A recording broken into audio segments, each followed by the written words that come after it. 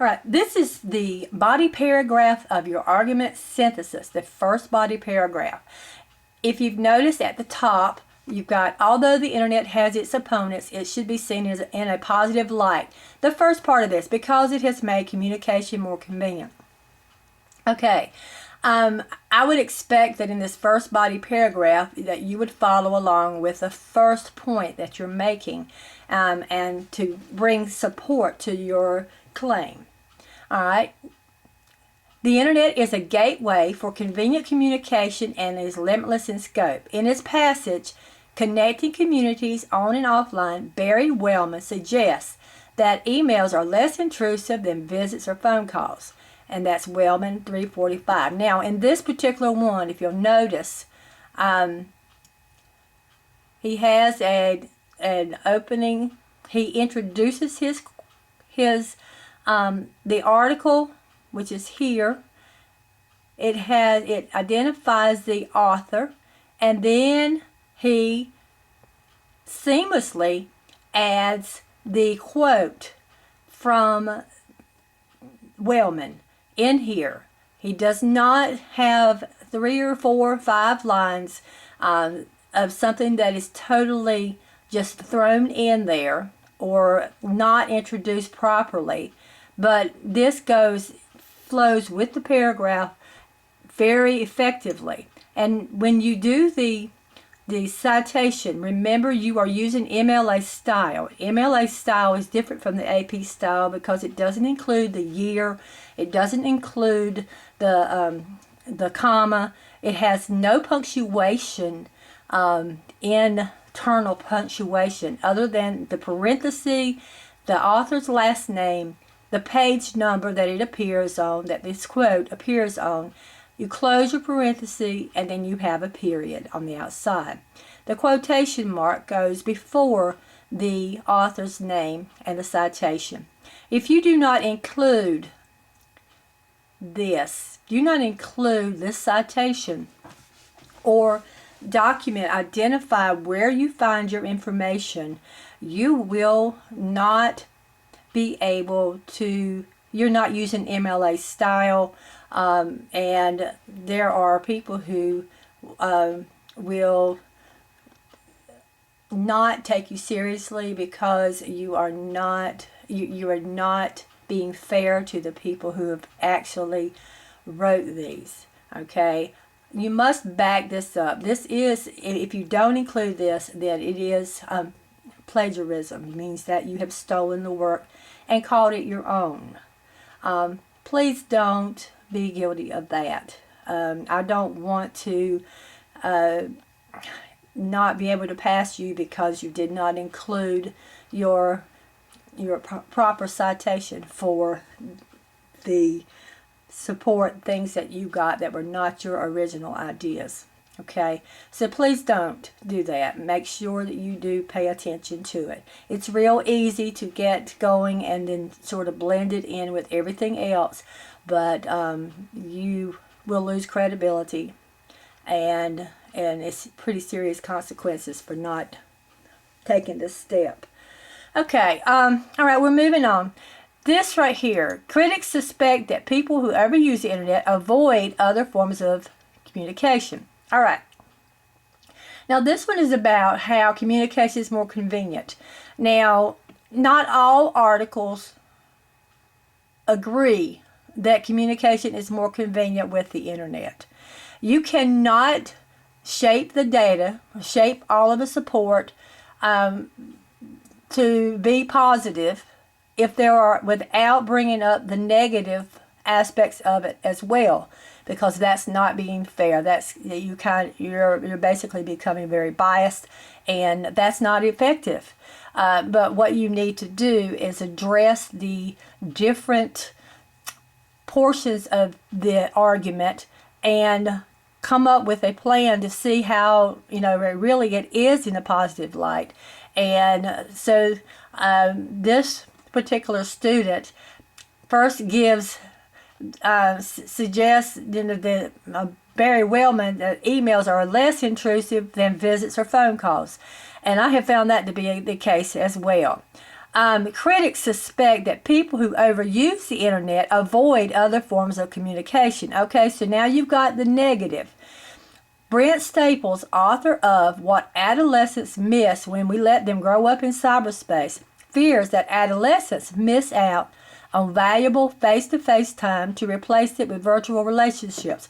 Okay, that's a valid argument, and you know yourself, many of you use texting, all forms of communication, and then, you know, you may not have time to be face to face with a lot of people. You know, our society has really changed over the few years, and so it may not be. So this is a valid argument, but if you're trying to show that the internet is in a positive light and that communication is effective, that it is convenient, then you're going to, even though you're going to address the arguments, you're still going to go through and see if you cannot find some more support for your ideas that maybe the other person, in this case Wellman, maybe he addressed that. You know, he acknowledged that fact and has a solution for that. So let's read further. However, that is an important word as well. This is a transition, and that shows that, all right, you've got the arguments there, you've got the negative there, you know, that their concerns, the critics' concerns about young people, adolescents missing out on face-to-face time. But now, however, so what we're going to do is we're going to counter-argument here. However, findings suggest that people who email often are just as likely to participate in face-to-face and phone conversations. Okay?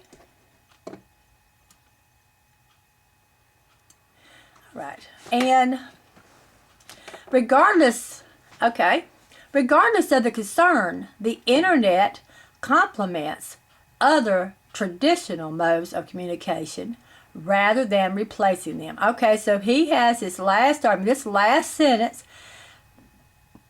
is a paraphrase. And a paraphrase is not a word for word, just changing a word or two in the quote. A paraphrase is a genuine change, but you get the same ideas, but you do not use the same structure of the original. You do not use the synonyms of the original words, but you basically come to an understanding of what the original words are. Now, I don't believe that in our text we have this particular article. We may have this. I didn't check. This is from a earlier version of the Blair Reader, and so. But if I had the original, then I would be able to show you the difference between the original text and also the paraphrase. Okay. So, but anyway, we had this, and I'm going to highlight that, and it also ties us into the next part of it. Okay, then, all right. So the second part of this, although the internet has its opponents, it should be seen in a positive light because it has made communication more convenient. The second part of this, information more accessible.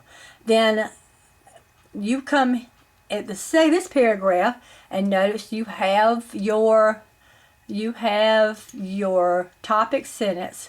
The popularity of the internet must be accredited to its ability to provide a plethora of information, a lot of information, just a host of information.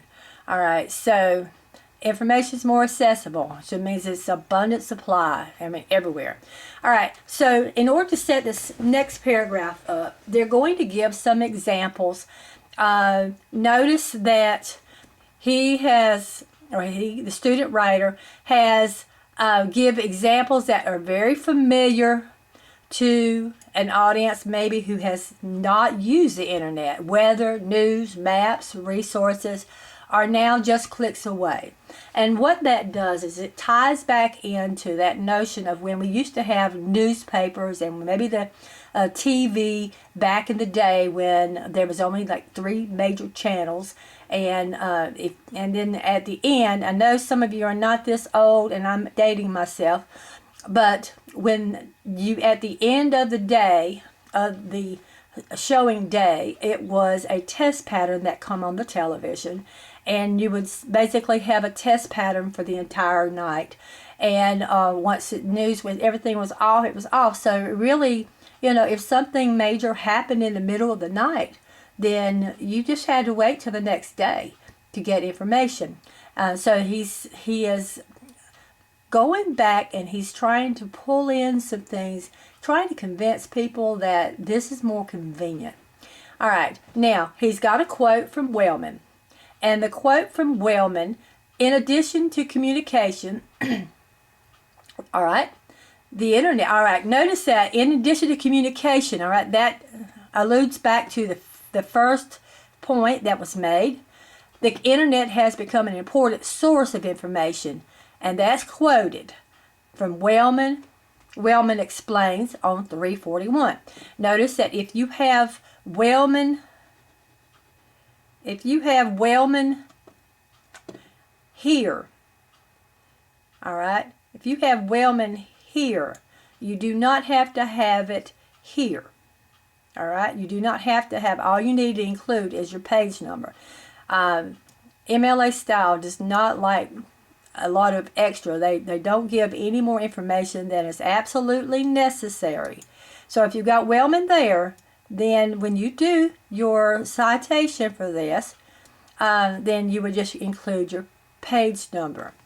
If you do not include the author's name within the quote or the paraphrase, then you would put both the author's last name and the page number. Notice that you do not put PG, period, or any identification other than the actual number, and no punctuation with internal punctuation is used. Right, proponents of the internet cynically conclude that access to information online is likely to encourage one to remain isolated. Okay. These fears, though, are unfounded. Okay, notice that he makes, the student writer makes a claim, he addresses all of the negative aspects of this that people have talked about the internet. He doesn't shy away from that. And then he makes a bold statement. These fears, though, are unfounded. Okay, so I expect that after you have the negative, then you're going to go to say, okay, but that's not right, it's unfounded, and now you're going to present your proof that it's unfounded. All right, according to Wellman, all right, that's a good transition there. Technology alone cannot save or destroy communities. Instead, technology has created possibilities. Okay, so see, he is going more positive. Notice you've got your page number is here, and you've got Wellman, that is the author. He was introduced within the paraphrase, and then here is the page number to where he's discussed these ideas. All right. With new inventions comes new challenges, and the internet is no exception. Online markets alone have contributed to millions of jobs being created. All right, this is a transition sentence. This transition sentence will lead us into the next part of this. Okay, so far, very quickly, we have gotten communication more convenient, and and then we've gone into the second part, information more accessible. All right, in the next one, The next segment of this, we're going to continue with the last paragraph and then probably the conclusion. See you then.